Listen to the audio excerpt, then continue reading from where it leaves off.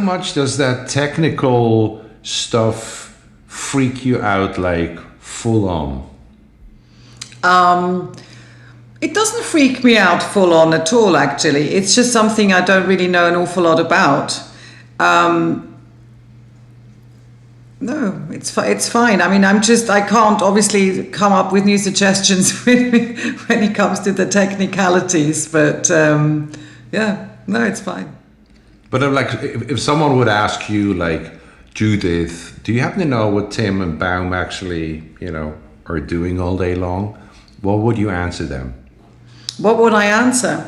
Well, I mean, at the moment, I wouldn't want to be doing an important interview to gain clients in the field of a corporate sound design at this point in time. But, I have a general idea what you guys are doing. I've listened to your music, and I understand that the musical language that you speak is something that I find very appealing. And I think it's a matter of getting into it.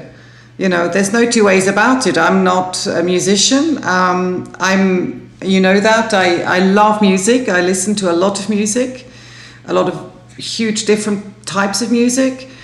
And rhythmically speaking, I'm not too bad because I danced flamenco for 20 years. So I know what a counter is. That will help. And I mean, generally speaking, I've sort of become part of this in this process of this lockdown where we were in a lot of conversations together, Bam and me. I work in the event business, which needless to say is not exactly doing fantastically at the moment. And I'm up for a new challenge, basically. I can do the business side, I can do the contracting negotiations. That's part of what I've done in the last 20 years, building my company. And I just find it very refreshing and exciting to learn and do something new. And I have a question, which is how much does that make a difference? I mean, because I feel like a lot of our potential clients are also not people who have technical backgrounds, maybe creative backgrounds, but it's really a question of how important that really is, because I feel like we should be speaking to our potential clients, not in the language of tech, but in the language of creativity and emotions and the things that reach people. So what do you think is the most important aspect of trying to communicate with clients, on a level that they can understand? Well, I think it's extremely important to talk in a type of language that they understand, the potential client understands. And I think before that, we need to understand what they're looking for and be able to somehow translate that and make sure that the emotions are transported that they're looking for. And I think within that, to have someone that maybe doesn't necessarily talk within the sort of, tech language of a musician may be an additional asset for us, where I can say, look, it doesn't sound that like, and I can just naively bring up a picture and association for something, not necessarily understanding the technical detail of that particular rhythm that you're creating. So I think it could be fun to try and speak to the potential client on that level, as well as obviously saying this is, how it's supposed to be sounding like, and this is how it's structured.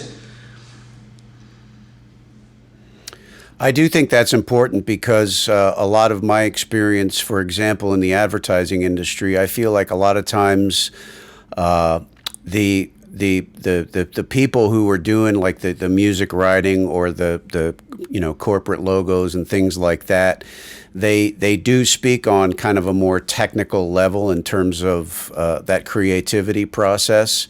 And I think it's important to have, someone around who is more connected to that type of communication, because sometimes the music creatives get a little bit too into their own heads, and when they have when the clients need to communicate what they're looking for, sometimes it's good to have a person as part of your group that can communicate those things on a less technical level. And I think that's really important. So, yeah, I think it's important too. I mean, it's in my opinion, whenever music / creativity meets technical aspects, usually there's like nerd alarm, because we're like caught up in all these, we talk about microphones and audio interfaces and stuff like that, and people go like, "Whoa, really?" Yeah, sure, but I think it will be very helpful to have you also, Judith, as a kind of translator, because yeah, it could be a sort of a mediation process of that, because you don't want to lose your guys on the way to explaining a sound that we might present to them. Yeah. I'm looking very forward to that, and it's, I think Tim, you are for sure the one with the most experience when it comes to like commercial sounds. I've done stuff, but it was more or less like accidentally, and I'm really looking forward to how the three of us can actually create like a work environment where everyone knows what's going on, and therefore we can actually help and support clients to find the best solution for them. That's like a task. I sometimes, people ask me, go like, "Ooh, isn't that bad? Like, commercial sounds, you're an artist." And I go like, "What? I work as a copywriter, for different brands and companies. And it's always very important that you have a certain understanding for the message, not of yourself, but someone else's message." So that's what you actually try to transport. And I personally think that creating these sounds is not necessarily like writing songs, but it's creating sounds is a non-verbal message to transport, or it's a non-verbal language to actually transport their message or to support them. And yeah. So I mean, isn't it also a challenge to find out what they don't know what they want to hear, but it's the challenge of us, you guys specifically, to find the sound that they're actually somehow looking for in their imagination. And that's a different, I would say, I don't know, but I think that's a different type of creative process than sitting in a room, tapping on a computer, creating a new sound, but actually trying to really listen to that person or that client to understand what emotion does he want to transport, and then come up with the according sounds. It's kind of like a double creation, isn't it, in a way? Because you're listening and trying to find out the dream that they have in their head and putting them into music.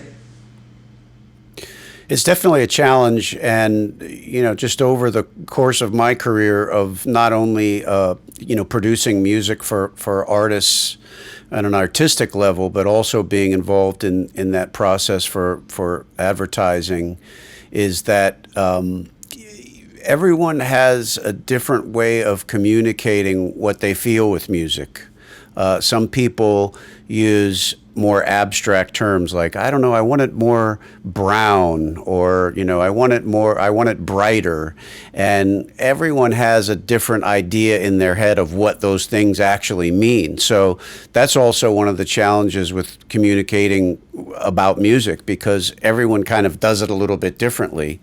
But it is one of the important things, and it is that process of trying to get inside someone's head, not just to listen to the words that they're saying, but the ideas that they're trying to communicate, rather than specific, words that they use to try to explain what they do have in their head. Well, I'm looking very forward to having the meetings, talking to people, and actually realizing that, it all boils down to people. Sure, it's projects and budgets and what have you, but it's about understanding. Oh, sure. People. Yeah. So I'm looking very forward to having the first And meetings having, with I you. think, having a really kind of cool business conduct. You know, we're just these three people. We don't know each other. You two, you know, we don't know each other all. But to find this sort of common language of the type of company or the type of project people we want to be, I think Let's do that. let's do it.